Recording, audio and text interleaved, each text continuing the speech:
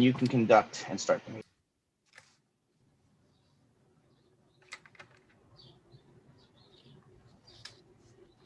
Good evening. Welcome to the Wednesday, May 26th Town of Islip Planning Board meeting.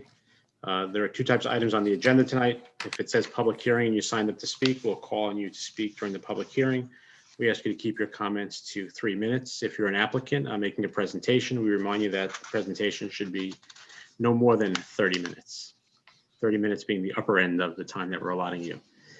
Quickly just do roll call. Mr. Brown. Present. Mr. Bruno. Here. Ms. Cruz. I am here. Mr. Frugieri. I'm here. Mr. Matamore. Here. And Mr. Moriarty will not be with us this evening. Barbara, can you hear us all clearly? Yes, I can. Thank you. Okay, so let's start. First item on the agenda, site plan modification, public hearing. Kevin Sexton, SP 2021-029, east side of Ocean Avenue, number 2459, 412 feet south of Erie Street, Ronkonkoma. Applicant requests buffer relaxation to permit the installation of an emergency egress staircase and ADA compliant walkway from the rear of an existing office building. Good evening to the applicant. Good evening, Mr. Chairman and board members. It's James Apka from Todd O'Connell Architects, representing the owner of 2459 Ocean Avenue, Ronkonkoma, New York. We are here tonight to request a buffer relaxation from the required 25 feet to proposed 20 feet to install an emergency egress staircase and ADA compliant walkway from the rear of an existing office building. The proposed staircase will be installed on the north side of the existing building to exit from the second floor as a required means of egress due to the travel distance path to the first floor main exit located on the side of the building. As this is an existing building being altered to meet the current code requirements, we are limited in design and current site conditions. We feel this is the most feasible place to install this staircase, and being a proposed minimal buffer encroachment to the surrounding area. This north side of the building already has tree screening and plantings to the adjacent property. And I believe the owner of this building has already spoken to that adjacent property owner, who has given no objection to the installation of the staircase. In closing, we do feel this is a minimal asking, and it does not impact the area adversely. This is also the most economical solution to the building owner to meet the current code requirements and complete this project. And now open to any questions from the board. Thank you. I do not believe there's anyone who signed up to speak at this public hearing. Not seeing anyone, I'm going to turn to Mr. Gonzalez for a report. Thank you, Mr. Chairman, members of the board. This application was last granted a parking and landscaping relaxation on January 9th of 2020 in connection with the finishing of an existing attic space in that office building. After that grant, the application had progressed through the building permit process to a point wherein the fire marshal's office required an emergency egress from the now proposed finished second story. The only location these stairs could feasibly be constructed without affecting any of the other site is on the north side of the building. In doing so, the stairs also require an ADA compliant sidewalk connection around the building to the parking lot, as you can see on the attached plan. These both would be encroaching approximately 5 feet into the required 25-foot buffer. The encroachment itself is not self-imposed. It's being required to meet fire code and is not removing any trees in order to construct it. The existing mature buffer vegetation along the northern property appears to provide adequate screening from the adjacent neighbor. If there are no objections from that neighbor, staff recommends the board grant the application subject to the attached conditions. Thank you. Any questions from the board? Not seeing any. Is there a motion? Mr. Chairman, thank you. Yes, Mr. Chairman, my motion is to close the hearing, grant the application based upon the covenants and restrictions as enumerated by Mr. Gonzalez. Thank you. It's a motion by Mr. Matamore to close the public hearing and grant the application subject to the covenants and restrictions. Is there a second? Mr. Chairman, Oh, Ms. Cruz beat you to that with her hand there. Second by Ms. Cruz. All in favor? Aye. Aye. Opposed, abstentions, the application is granted. Thank you. Thank Item 2 on the agenda, Planning Board application public hearing, Stephen Cabell's PB 2021-015, northeast corner of North Bayshore Avenue and Montauk Highway, New York State Route 27A, Bayshore 77 Main Street. Applicant requests a planning board special permit for a mixed-use building in the business district pursuant to 68-257.1G. Site plan modifications may also be requested as part of this application. Good evening. Evening, members of the planning board. My name is David Bush. My offices are at 90 West Main Street in Bayshore. I'm a registered architect, and I'm here tonight representing the applicant, Stephen Cabells, who has also joined us via Zoom. Is it possible I share a screen with everybody here? Yes. Can somebody grant him permission? There you go. Pretty picture. I got to give everybody a little orientation. So the application before us is tonight is 77 East Main Street in Bayshore. It's on the corner of Main Street and Bayshore Avenue. Specifically, we might well recall it as the Citibank building. So it's this building and parking lot here. All right, just a quick reference. If we look at the property, the parcel is actually comprised of 2 lots. It's a lot including the building, the drive-through kiosk, and then there's kind of a line here, and then a second lot, which is partial parking. And it's kind of shared parking in the back common to some of the existing buildings. But right now the property is comprised of 2 lots. So there's an existing survey.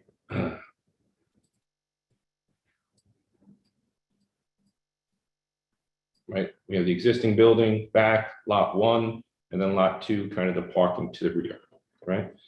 So the existing building is the Citibank building. It's a 3-story building. It is presently occupied as all office. It is the Citibank occupies the ground floor. There's a vaulted ceiling in the middle, but there is a second floor. It's almost like a mezzanine that there's a second floor, which is also part of Citibank's occupancy. And then up on the 3rd floor presently is office. That's Ciota's office space as occupied.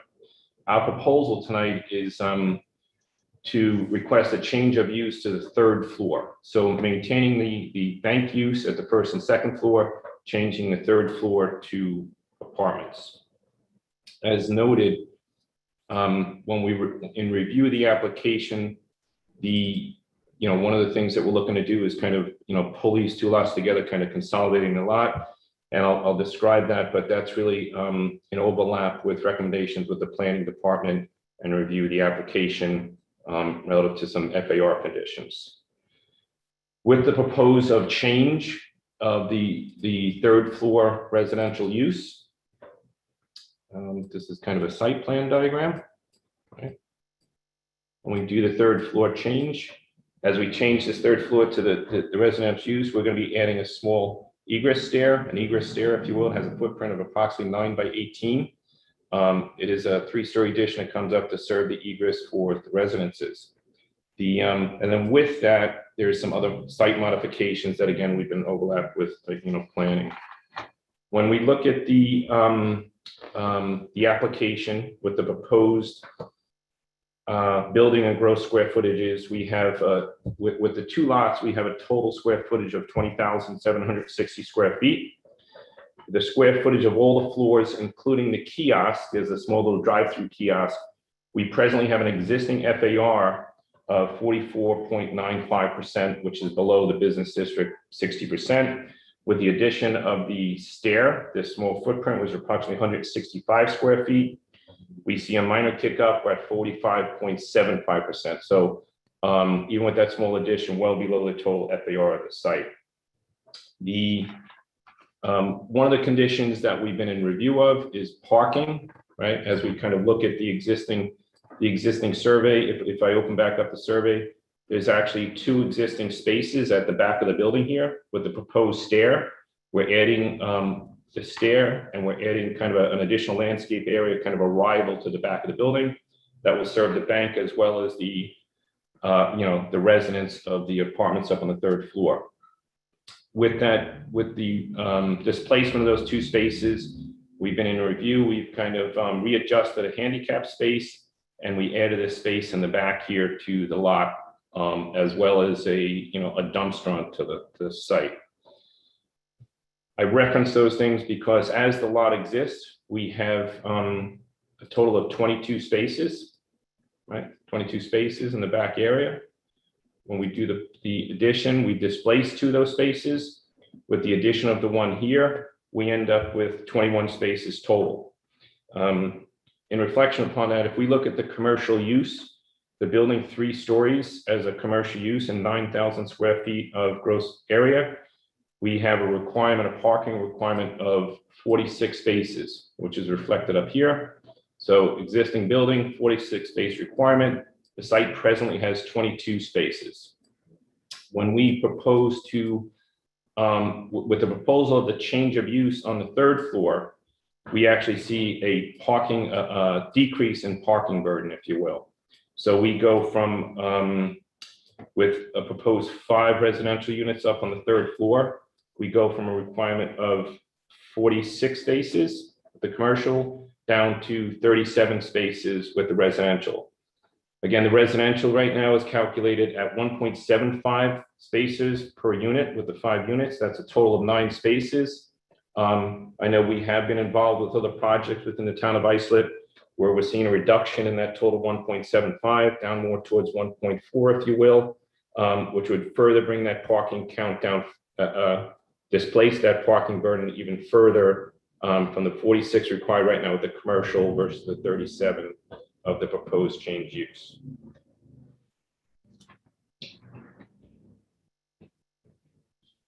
With the proposed mixed-use building, we recognize that within the business district zoning, that it's a special permit application, planning board approval, hence we're here tonight. One of the other things that we'd like to share is point out is that as a condition of that, we're required to have a 30% minimum of commercial space. As I stated, the mix is first and second floor of commercial, third floor apartments. We end up with a ratio of approximately 60% commercial, 40% residential. So that 60% commercial is well within the margin of the 30% minimum requirement for the mixed use building.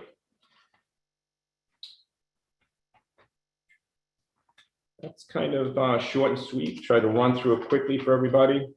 If there's any questions, I'd be happy to address them. Thank you. Go to the public hearing portion. I do not see anybody signed up to speak for this. Did anybody come into the room that wishes to be heard? Not seeing anybody raise their hand. I'm going to turn to Ms. Wozniak to give us a report.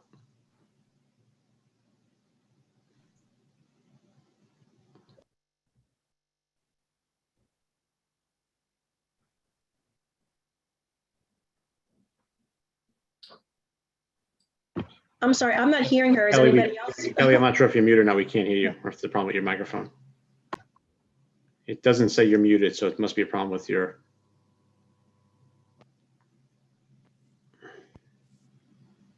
Can't hear you.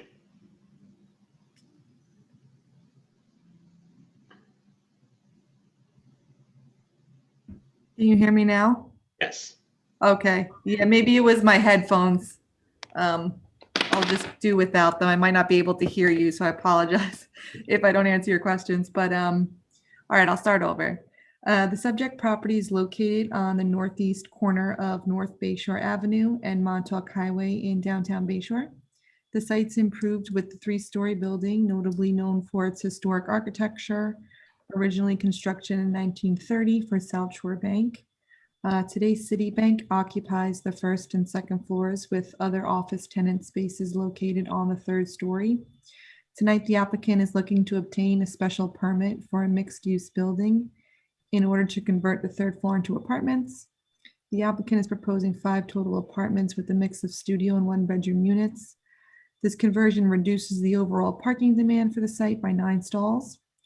And the 1st and 2nd stories will remain Citibank. The only exterior alteration will involve the rear of the property, where in addition to build a stairwell will be constructed and a new cornice treatment on the bank entrance vestibule will be installed. The materials used will match the existing building, and the new cornice treatment will upgrade the facade area. This addition will displace 2 parking stalls. However, 1 additional stall will be added elsewhere in the parking lot, as Dave stated. Based on this, planning recommends the board grant the application subject to the attached conditions. Thank you, Ms. Wozniak, if you can hear us. Are there any questions for the applicant or Ms. Wozniak? Not. If I may, I apologize. I just want to make sure for record. Kelly, is there anything I need to address relative to landscape percentages? I believe Stephanie provided me the percentages, and the only relaxation you needed was overall, because I think technically this has 3 front yards. So I think all of it counts toward the front yard, and you need 10% in the front yard. And she said you had 12% overall. So you should be okay as far as front yard landscaping relaxations. Correct. It's an odd condition of front yard, so I just wanted to make sure for record we're okay there. All right. Very good. Thank you. Apologize for the interruption. Any further questions? Not seeing any. Is there a motion? Mr. Frugieri. Mr. Chairman, I'll make a motion that we close this public hearing and grant this application subject to the covenants and restrictions that are attached. The motion by Mr. Frugieri to close the public hearing and grant the application subject to the attached covenants and restrictions. Mr. Bruno, is that a second? That's a second. Second by Mr. Bruno. All in favor? Aye. Aye. Opposed, abstentions. The application is granted. Thank you. Very good. Thank you very much for your time this evening. Thank you. Item 3 on the agenda, planning board application, public hearing, Robert Mazzoli, PB 2021-017, west side of Acorn Avenue, 100 feet north of Brightside Avenue, Central Islip, 264 Acorn Avenue. Applicant requests planning board special permits for a vehicle repair and outside overnight vehicle repair shop and outside overnight parking of registered vehicles as an accessory to a permitted use pursuant to 68-340.1B and C respectively. Site plan modifications may also be requested as part of this application. Good evening to the applicant. Good evening, Mr. Chairman and members of the board. I'm Alyssa Solar-Shinatra of Germano and Cahill, 4250 Veterans Memorial Highway, Suite 275, Holbrook, New York, for Mr. Mazzoli. Also present tonight is Joseph Clemens of German and Clemens Architecture, PC, and the applicant, Mr. Mazzoli, is here as well. The applicant here is seeking special permits to allow for dual uses of his property located at 264 Acorn Avenue in Central Islip. It's located in an Industrial 1 zone. Their certificate of occupancy for the property currently allows for light machine work. The new 2 proposed uses would be as an auto repair shop, as there is an existing tenant using the site or portion of the site in this fashion, and for overnight storage of registered work vehicles in connection with the applicant's paving business. We're also requesting certain relaxations with regard to the site plan to accommodate both uses. So the applicant is essentially trying to establish a more compliant site. So if you wouldn't mind, can I please refer to my site plan? Can I share my screen? Yes, go right ahead. Okay. Oh. Not sure if that worked. Okay.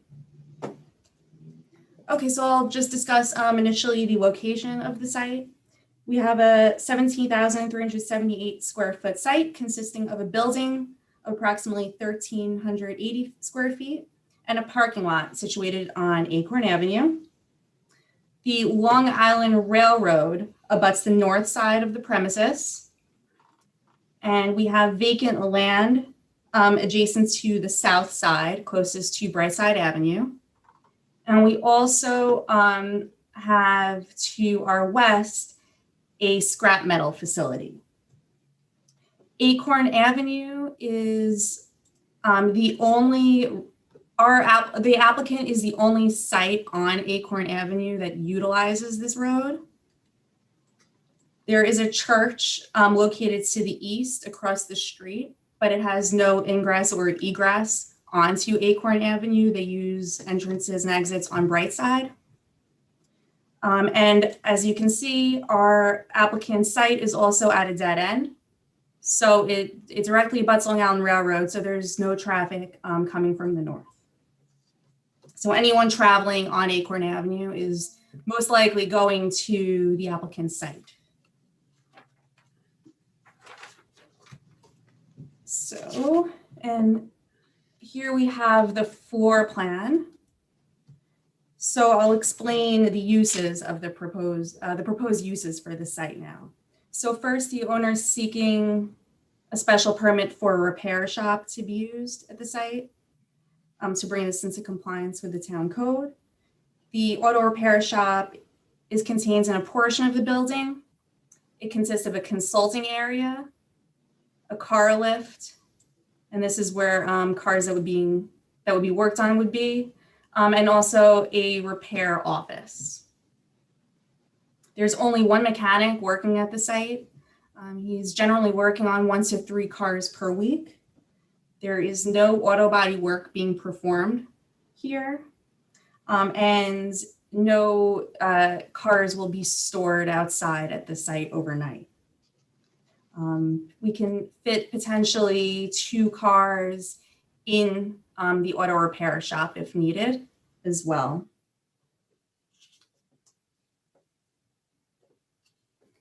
We also, as you can see, have here the owner's office that's located within the building.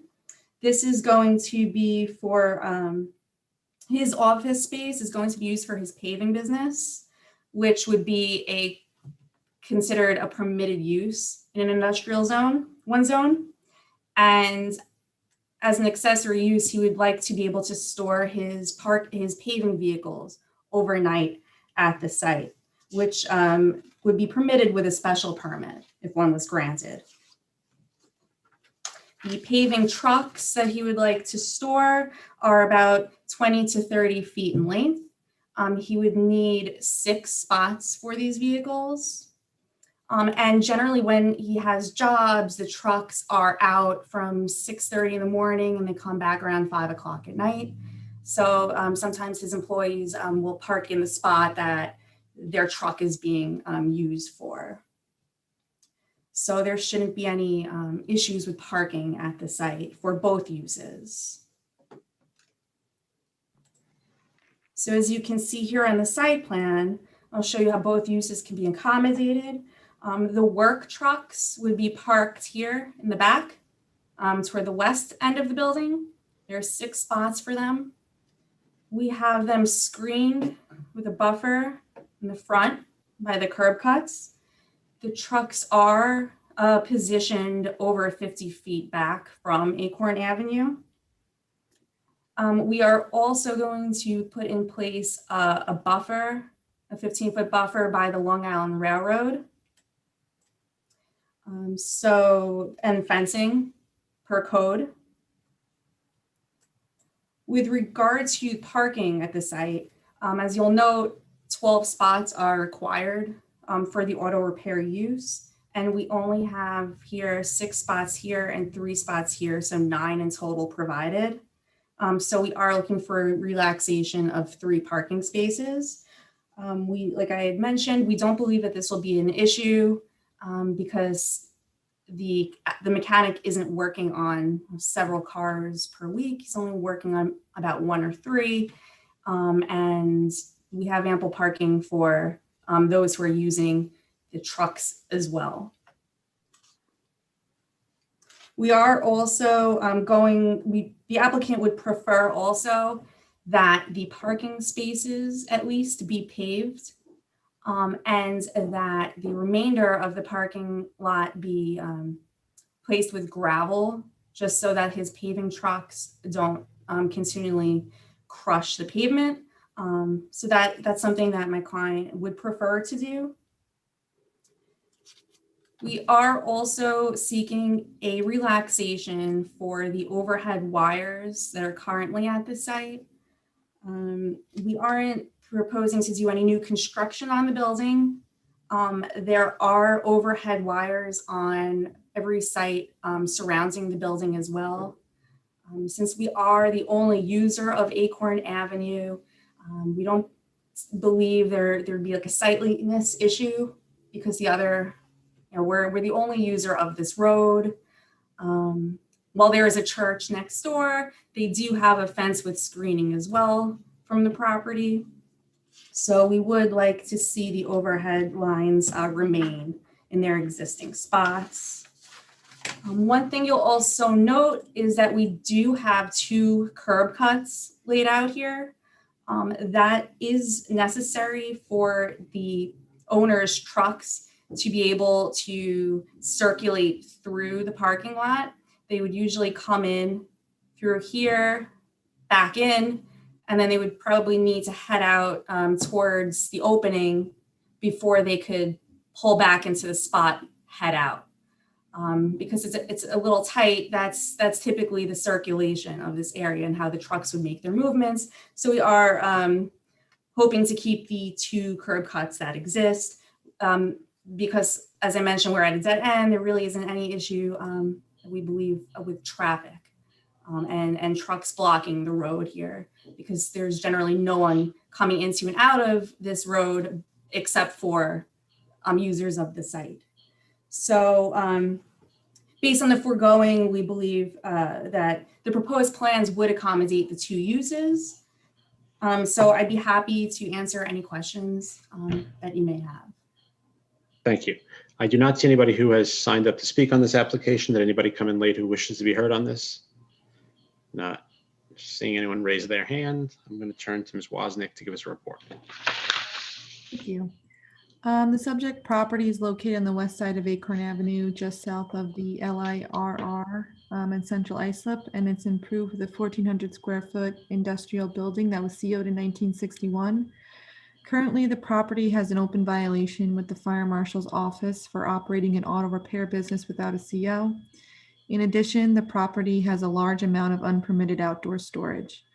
The property came before the board in 2002 requesting a special permit for auto repair. However, that application was denied for the presence of continuing zoning violations and insufficient parking and improvements. The board at that time also felt that an as-of-right use would have less of an impact on surrounding properties. Tonight, the applicant is again requesting a special permit for auto repair, which will be engine repair work for personal vehicles, no body work. In addition, the applicant is also requesting a special permit for the outdoor overnight parking of 6 20 to 30 foot trucks in connection with the paving business.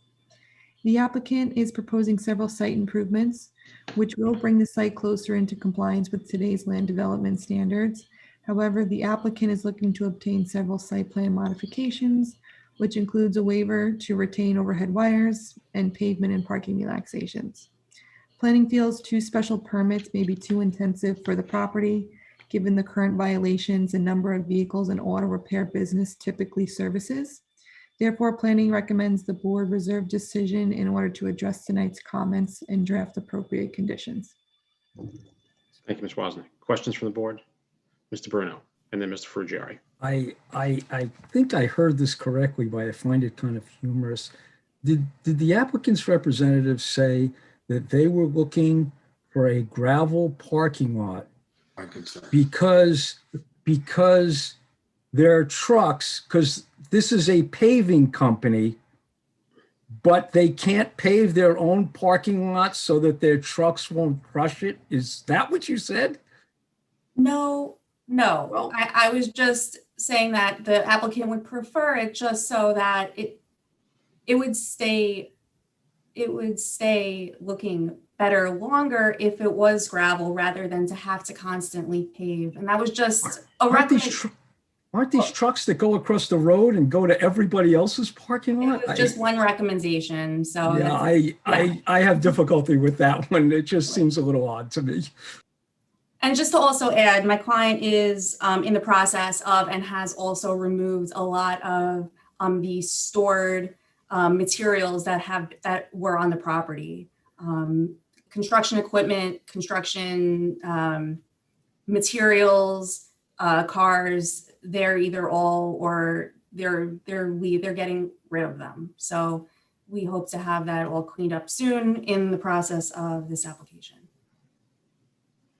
Mr. Frugieri. Yeah, Mr. Chairman, my concern is identical to Mr. Bruno's. The unpaved area of the parking lot was a bit disturbing to me from a couple of standpoints. One, from an aesthetic standpoint, if the trucks are going to break up the parking lot and just the parking areas are going to be paved, as these trucks are pulling in and out of the park, they're just going to break that up. And before you know it, we're going to have a whole graveled area, and all the improvements we're seeking will be for naught. The other is an environmental concern with the trucks and the cars sitting there for repair. If they're dripping any oil, that oil could be better handled environmentally with a paved surface. And I think, especially to Mr. Bruno's point, this being a paving company, I don't think that would be an undue burden on the applicant. Sure, then we would agree to pave, fully pave. That won't be an issue. Thank you. Further questions from the board? Mr. Chairman? Brown? Yes, my concern is that in 2002, we turned this down, and it seems to be that the violations continued to date. Well, now we are So- trying to now apply for the auto repair use. So I wasn't aware there was an open violation currently, but we are trying to bring this into compliance by removing all the materials, by removing all the stored cars on the property. So if he does receive a special permit, that should eliminate that issue. Right, because my preference would be to wait till the property was cleared before we even move forward. Yeah. I mean, this has been going on for quite some time, and I would like to see movement on the clients, on the applicants side, before we get into the meat and bones of this. That would be my comments, Mr. Chairman. And I would agree with you, Mr. Brown. I mean, it's been 19 years since the first application was denied. Whether or not it's been continually operated for 19 years in violation of town code is somewhat troubling. And also the fact that, we're in the process of removing, we're before the board tonight asking for something, and we have not completed what had to be done to be in compliance. So I agree with Mr. Brown on that. I do have some concerns, or I echo Ms. Wozniak's concerns as to whether or not both businesses is a little bit too intensive of a use for the property, and whether there are enough spots on the lot to accommodate this. So I think something from the planning perspective, I would ask Ms. Wozniak, if we're going to reserve tonight, is to work with the applicant and see if there is a way that the two can work there, if there are restrictions that can be put in place to keep the two there, whether it be the amount of overnight parking, the amount of trucks, or whatever the case may be, to keep the use at a proper intensity level. I say something? I didn't own it in 2002.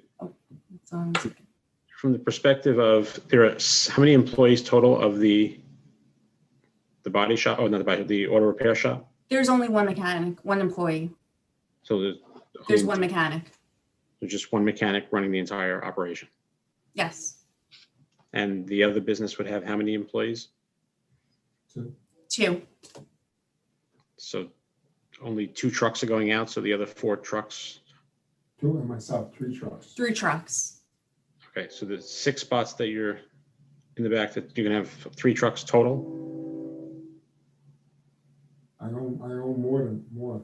He has trucks. more trucks than the ones that go out. So I guess for different types of jobs, different. Okay, so that's sort of my question, is how many trucks are So gonna we be? need 6.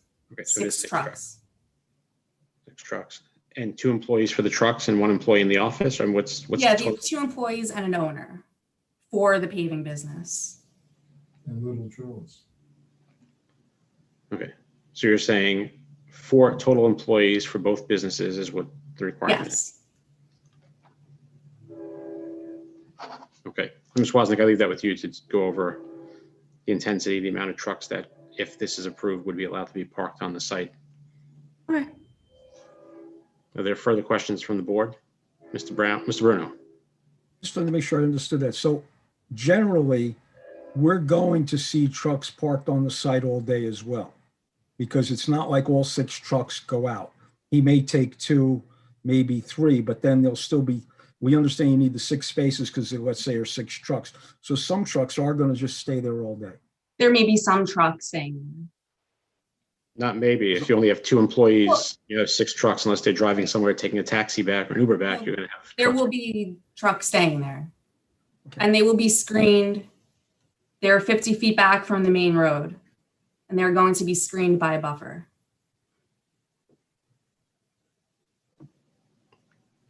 Mr. Bruno, does that answer your question? Yes, thank you. Okay. So Ms. Wozniak, just something else for you that Mr. Bruno pointed out to address during your discussions with the applicant.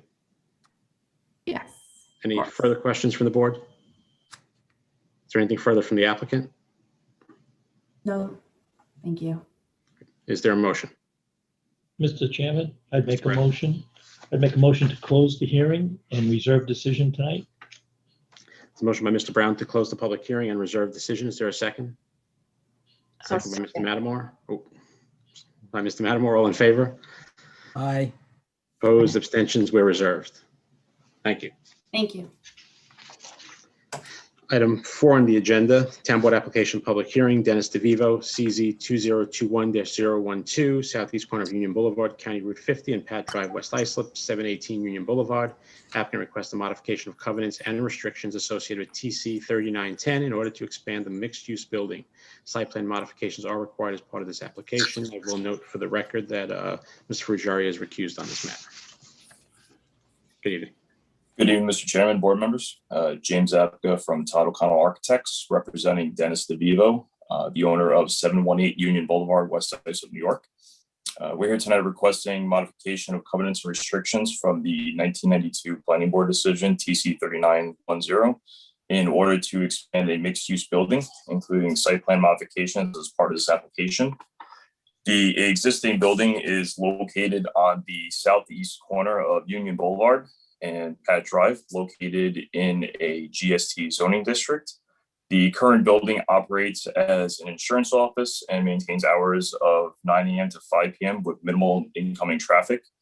The proposal in front of the board tonight is to construct a 2-story addition, approximately 20 feet by 25.5 feet, approximately 1,024 square feet in total, for the purpose of constructing a 2-bedroom apartment with living room and modified kitchen. The apartment is being built for the owner of the insurance office, Dennis DeVivo.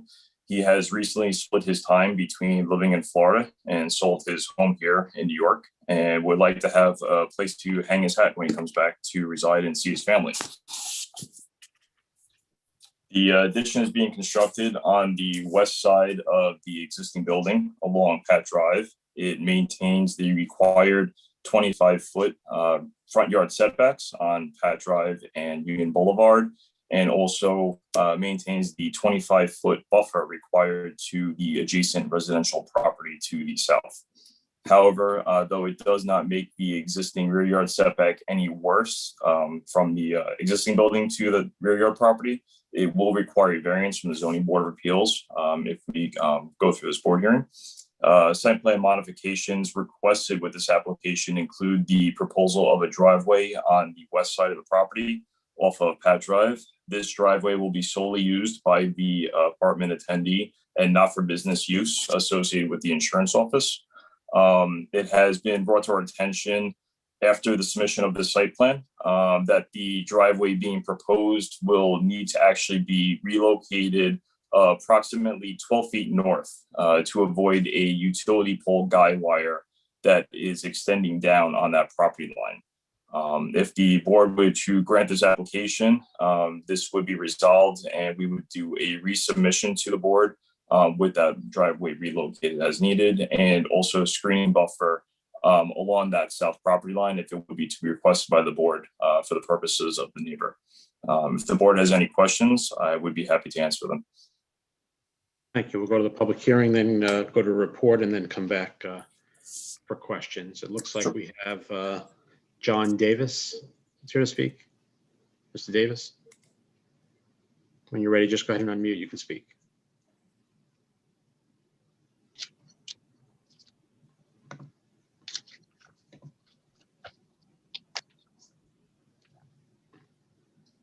I'm sorry, can you hear me now? John Davis? Yes, go right ahead. Okay, I don't see the video up, but the only question we have on this is the use of the existing building shown as a split level frame and brick building. Is that all used for the insurance agency business that is there now? And then would the proposed apartment be the residential portion of the building? We'll definitely get you clarification on those questions. Okay. Because I mean, essentially, I'm representing the West ISOP Association as a board member of the West ISOP Association this evening. We have no problem, with this applicant. That agency has been there for a number of years. Property's well maintained. There are no issues on the negative side whatsoever. We really were just curious as to what the balance of the building is used for, or that change. I don't think this addition would have any impact on that area. So, essentially, we're on board and we're good with this application. Just a couple of questions on that, if that could be clarified. Thank you. Thank you. Is there anyone else who wishes to be heard who has not signed up to speak? Not seeing anyone raise their hand, I'm going to turn to Mr. Colgan to give us a report. Thank you, Mr. Chairman, members of the board. As stated by the applicant, this application proposes the expansion of an existing mixed-use building. The property received a change of zone to General Service T in 1991. The covenants at that time limited the use of the building to an insurance office with a 3-bedroom apartment. The proposal today is to expand the building by approximately 1,000 square feet. The building expansion does not meet the required 35-foot rear yard setback. This would require variance from the zoning board. In addition, the proposed driveway on Pat Drive is in the area required for a 25-foot buffer. The board may wish to consider moving the driveway further north or removing it in its entirety if it's deemed unnecessary, and perhaps there's necessary parking presumably if that's for the apartment or some other use that, both uses aren't expected to be occupying the entire building at the same time at any given time. The staff estimates that the office parking requirements to be around 9 parking spots by code. The 3-bedroom apartment requires 2.75 parking spots for a total of approximately 12 parking spaces. The applicant is showing 7 on the submitted site plan. If the peak time of each use is considered, the applicant is close to meeting the 9 spots required for the office, which may be further mitigated if it's considered that it is an insurance office. So based on that, the staff would recommend that the board reserve decision to allow staff to explore some of these options with the applicant. Thank you, Mr. Colgan. So to go into Mr. Davis's question, is the split level structure itself, is that 100% solely the office, the insurance office? You can hear me, right? Yes. Okay. Yes. So the split level frame dwelling that's labeled on the site plan, that is solely the insurance office. The proposed addition will be solely for a 2-bedroom apartment. Okay. So there is no other apartment or? Correct. The structure. And would the apartment, if approved, be owner occupied or a restriction to make it owner occupied? As my knowledge, this is going to be an owner occupied apartment until further events were to arise in the future. I would have to speak to him about that. I don't see any reason why he would not allow that restriction. But yes, it is an owner occupied apartment to be proposed. And can we speak to the parking issue, the 12 versus 9 versus providing 7, how you think that's going to work? Would it be, so now if he's basing on a 3-bedroom, would we base it on a 2-bedroom apartment solely? And that would knock this 1 spot out? That's correct, Colgan. So then it would be required, how many would be 11? Be approximately 11. I mean, I don't have a rough square footage wasn't provided as part of the office component, but I'm just estimating based on what was submitted. Correct. I believe we would have to request a parking relaxation. I don't know of any parking issues that the business has currently. As I said, it's a very minimum low traffic insurance office, because most of the stuff is done online these days. This is relatively just for mostly employees. So, I think a parking relaxation would have to be requested. Okay. Mr. Colgan, is there another requirement to post for a parking relaxation, or that could be considered if it wasn't posted that way? It's part of the consideration. It was listed in the quality hearing. It was, okay. Other questions? Mr. Chairman? Mr. Brown? Oh, yes. Is there anything that could be done, and this is to the applicant's representative, is there anything that could be done on the west side parking lot to eliminate the driveway on Pat Drive? I've driven by that many times and I've never seen more than 2 cars, possibly Correct. 3 cars at one time in that parking lot. Correct. And if we could even land bank the one on the one side if we needed it, but not to put that driveway in, I think would be a real plus. And as an owner occupied apartment, 2 bedrooms, I would be very happy to support that. To remove the driveway from Pat Drive. Yeah, yes, I'd like to hear Sean's comments on that. Is there anything, if we have to add more parking, maybe just land bank it on Pat Drive, but is there anything that we could do with the extension or add another spot or 2 on the other side where the parking lot already exists, which goes up against the causeway, and it's very well hidden? Correct.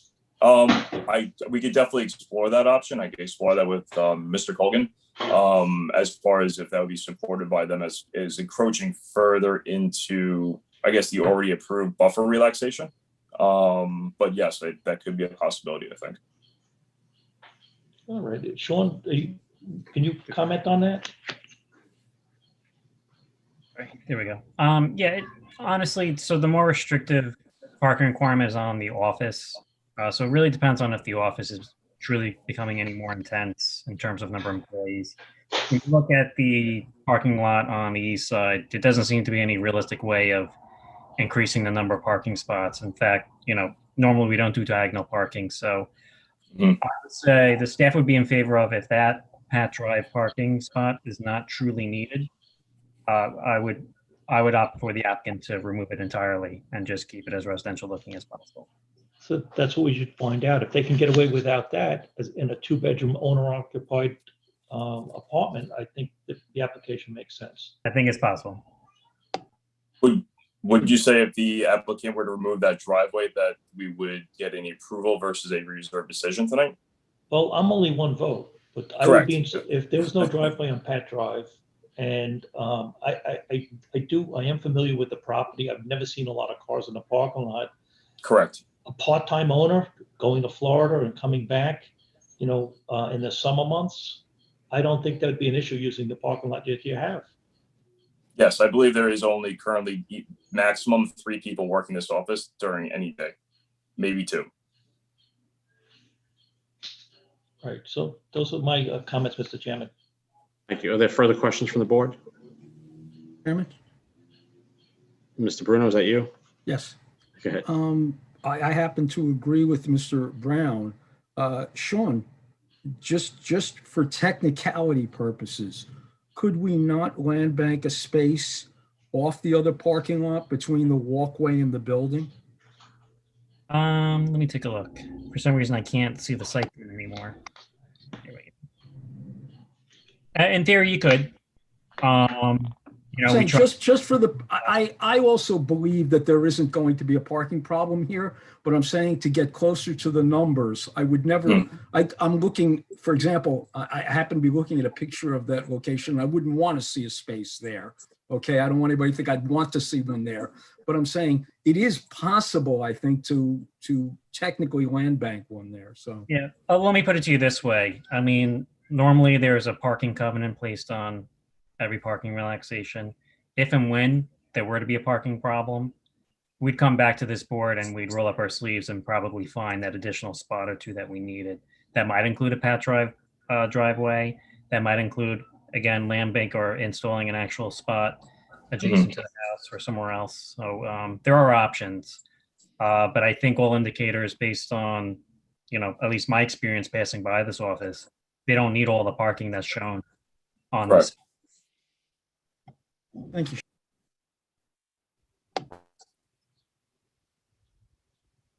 Are there further questions from the board? Not seeing any.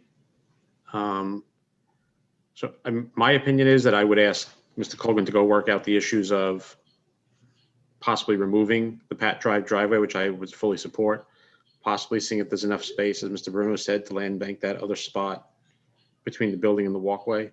Okay. We can show the applicant, in fact, is okay with the restriction for owner occupied on the 2-story, on the proposed addition. And then I'd be okay then bringing it back unless somebody feels otherwise this evening. I think those are two reasonable requests I could speak to the owner about. I think he was already aware of the driveway. I kind of forewarned him that it may not be a possibility. But now knowing the parking thing also, that, we could definitely revisit that. So I think those are two reasonable requests, that we can get this thing, fixed up and back to you guys. Okay. Anything further from the board? Is there a motion? Yeah, Mr. Chairman, Mr. Brown? yes, I'd like to make a motion to close the hearing and reserve decision tonight to give the applicant time to work with staff and get these issues resolved. They're very minor issues, and I think we could bring this back to next meeting. It's a motion by Mr. Brown to close the public hearing and reserve decision. Is there a second to that? A second. Second by Ms. Cruz. All in favor? Aye. Aye. Opposed, abstentions, we're reserved. Thank you. Oh, could I just ask when the next hearing would be? The next meeting, if you got everything resolved by then, is when, Sean? June 30th. 9th? June Oh, June 9th, excuse me. I apologize. June 9th would be the next meeting.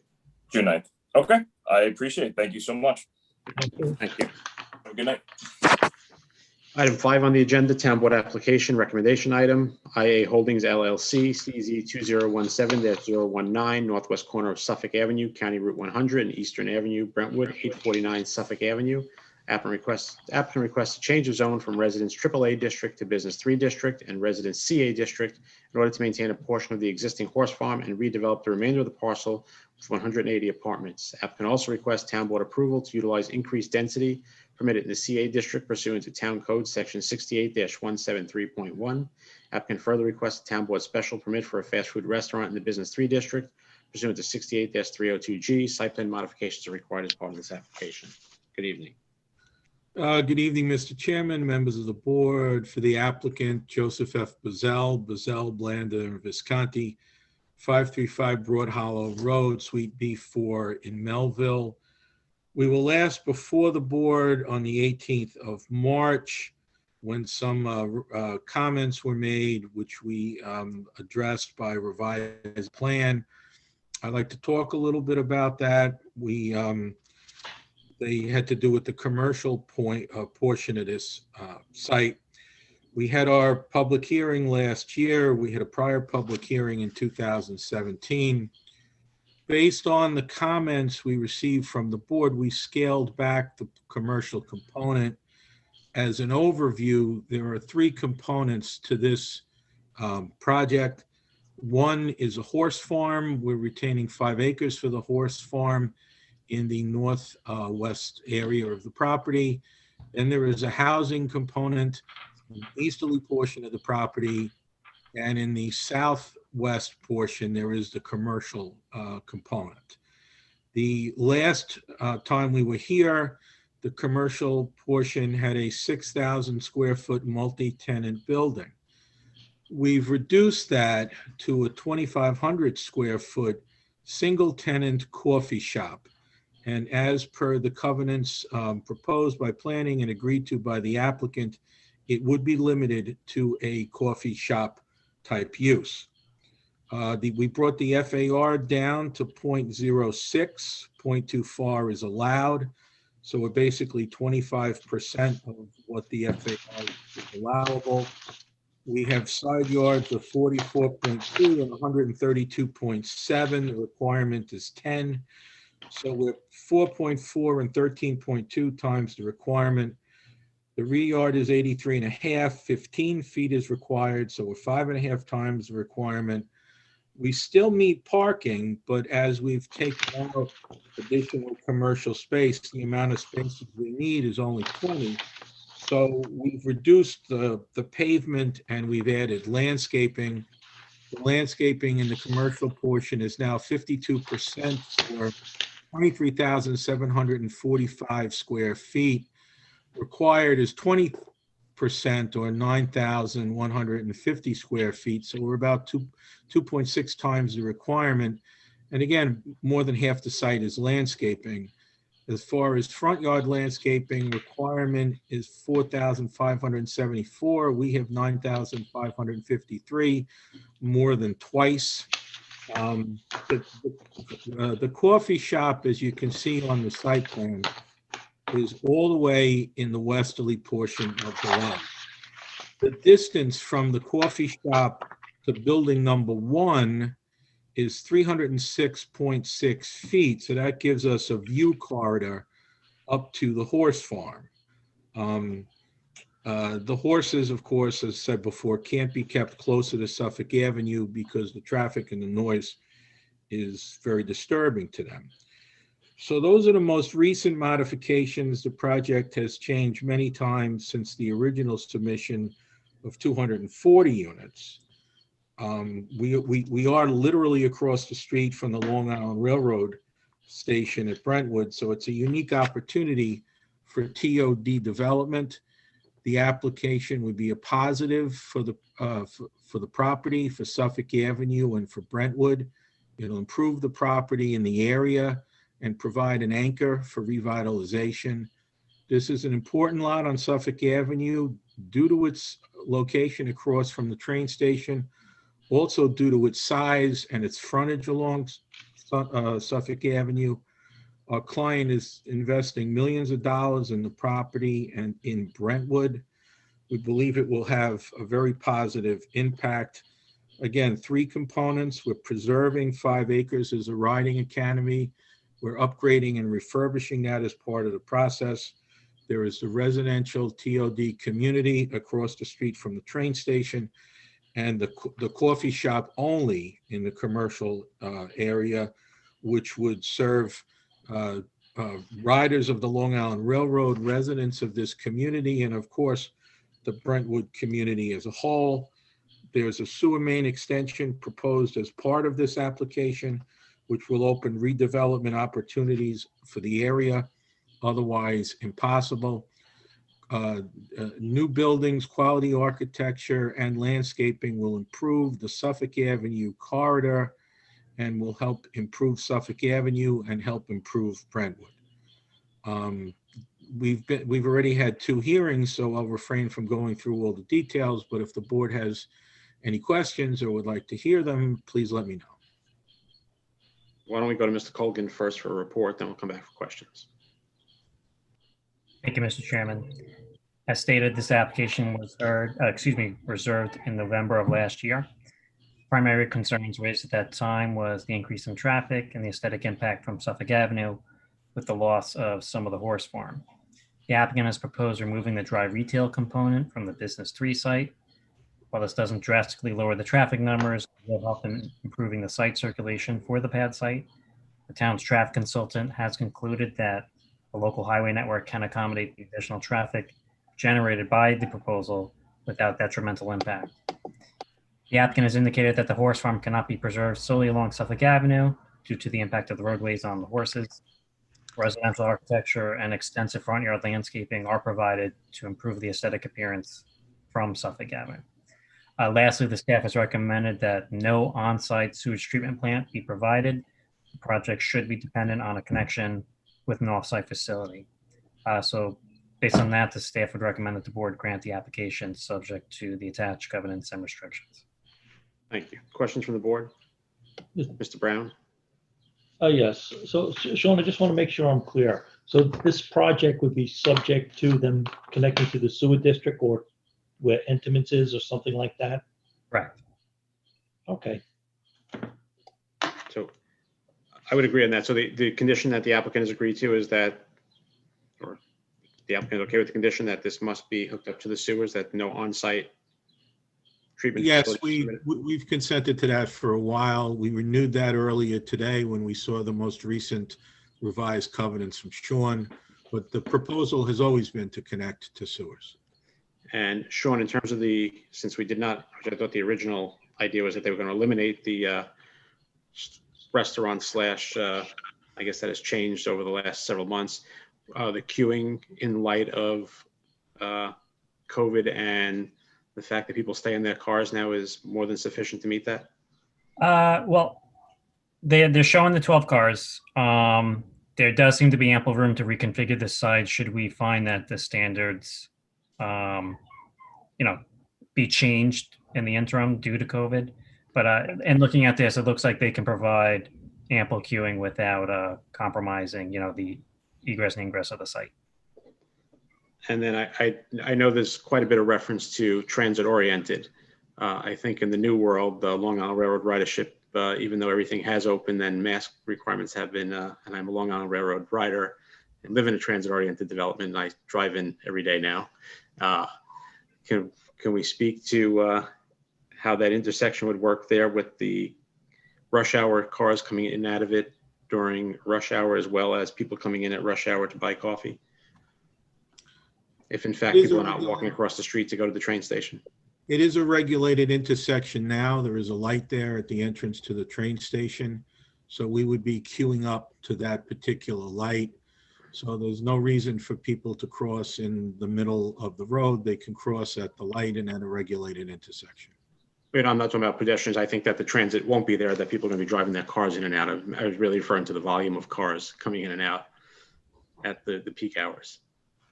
The traffic has been looked at not simply by the town, but also by the Suffolk County DPW, and has been determined to be adequate. And I note that that was based on the prior plan with the additional 3,500 square feet of retail space in the building. Right. Does traffic, and Mr. Collins, a question for you, traffic account for in a transit-oriented development, the amount of trips that are taken in and out of there versus those that are walking across to a train station? It does. Transit. You know, I'm not a traffic engineer, but my understanding is, you know, the majority of trips are still anticipated to be, you know, vehicular trips. It's not that everyone is going to use the train, and, you know, the staff would never represent that, you know, everyone is using the train from this complex. Mr. Bazell, do you have your traffic expert with you, or do you know the answer to what percentage of a credit for vehicle trips you get when you're using the transit oriented? I don't believe my traffic person is here, but I believe my site engineer is. Raul, are you out there? Raul? He is here. He's on. You're muted. Raul, there you go. So I was muted, sorry. I'm not aware of the that distinction, Joe, so I couldn't address that. Okay. Those are my questions. I mean, my only concern now is increasing density and relying on transit-oriented nowadays, when transit-oriented seems to be a changing dynamic, I think, overall for projects generally on Long Island, transit-oriented and Westchester and Rockland. I can tell you by the 3-hour commutes for me driving home now from the city that things have changed quite a bit. Well, a couple of things. Raul, how many parking spaces do we have in the facility and on the commercial portion? And while you're looking that up, of course, COVID is not a permanent state. I'm not saying we get out of it immediately, but at some point we do. And at that point, you will see people return to more traditional patterns. So I do think remote working is here for the long run. And of course, people working remotely don't drive anywhere. They walk into another room of their house and they work from their computers, very much as I'm doing now. It's going to be an adjustment for me when I have to stand up to do a presentation, but I don't have to get on the road to come here, nor did anybody else. Some of that remains even as COVID clears out. So there will be more people who are working remote, which will reduce traffic just as a general matter. Raul, how many parking spaces do we have? We have 20 spaces and 20 are required. And on the residential portion? 255 are required and 293 are provided.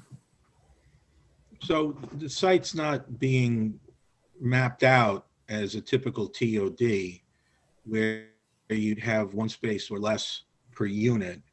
I'm not questioning your parking calculations. My only question was how, if anything, we accommodate for different traffic considerations. That was my only question. You meet the more than meet the landscaping, more than meet the parking, more than meet the rest of that. Wasn't where I was going with the question. I'm trying to find, I'm looking at stuff from the traffic report now.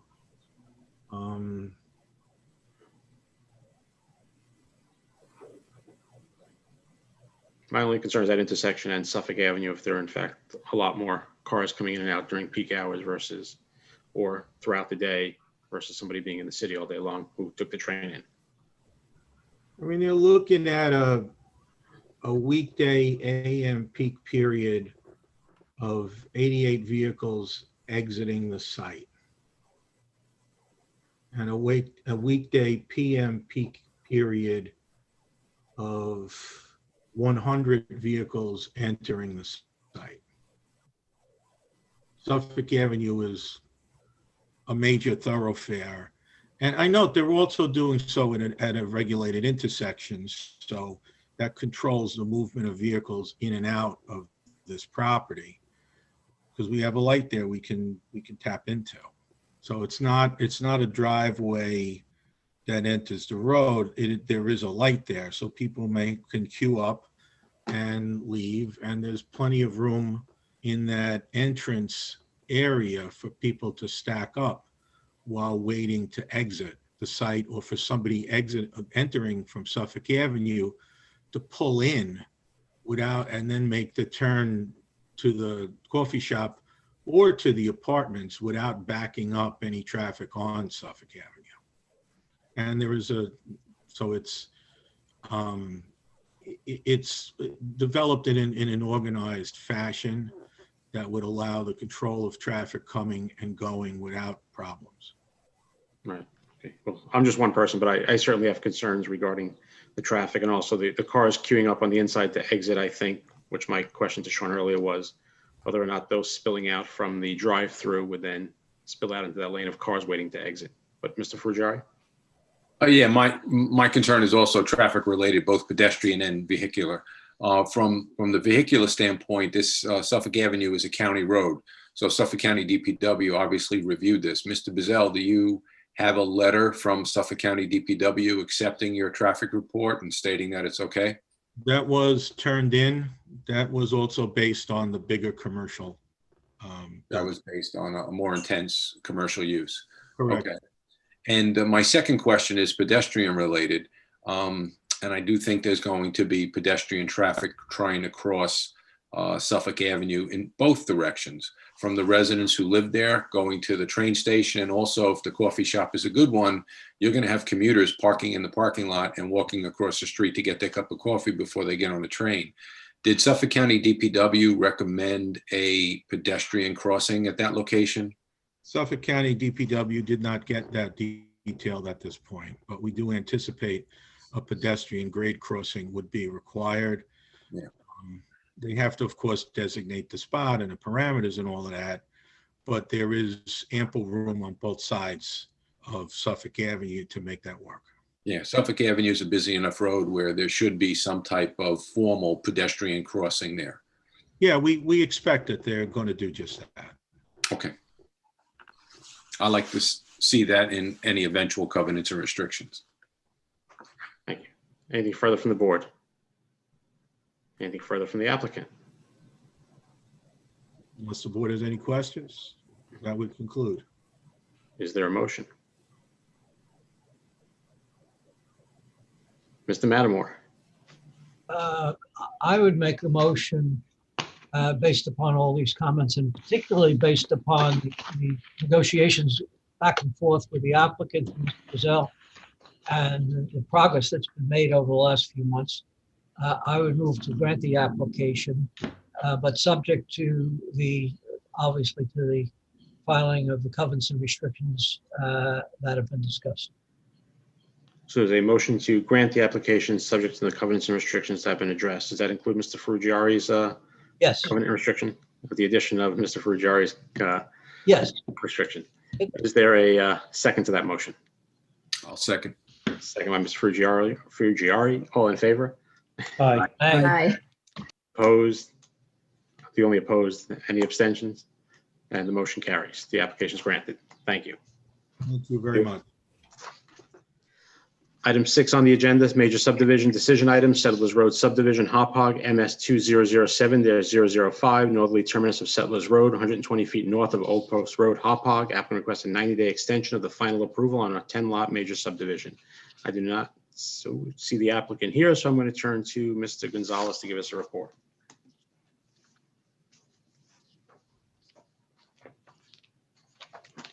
Thank you, Mr. Chairman. This application was last heard on March 10th, 2021, and granted a 90-day extension to fulfill all requirements of the final resolution. The applicant was working on a release of mortgaged premises being recorded at the Suffolk County Clerk's office, as that is required in order for the title company to verify to the town that no mortgages exist on the property and any portions being offered for eventual dedication or easements. That document was submitted back in December. However, based on staff shortages, there are significant delays in the processing, recording, and release of any documents that are submitted. The property owners have also commenced the process for the issuance of the required performance bond and are committed to completing the requirements of the final resolution. These details are included in the attached correspondence from their attorney dated May 19th, 2021. Based on this, staff recommends the board grant the allowable 90-day extension of the final approval, subject to the same final resolution. Thank you, Mr. Gonzalez. Any questions for Mr. Gonzalez? Do you care to comment on the new requirements for transfer into developments? I'm seeing a no answer on that. Is there a motion? I wanted to let him sweat a little. We had it easy tonight, so. Ms. Cruz, yes, who's making the motion? Oh, there we go. Sorry.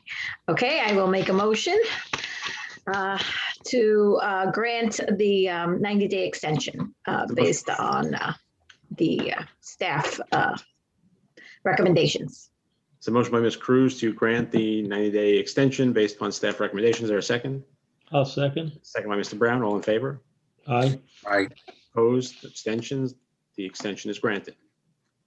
Is there a motion? Make a motion to adjourn. Motion by Mr. Frugieri to adjourn, second by I'll second. Madam Moore. All in favor? Opposed? Aye. Abstentions? The meeting has been adjourned. Thank you. Have a good night. See you in June.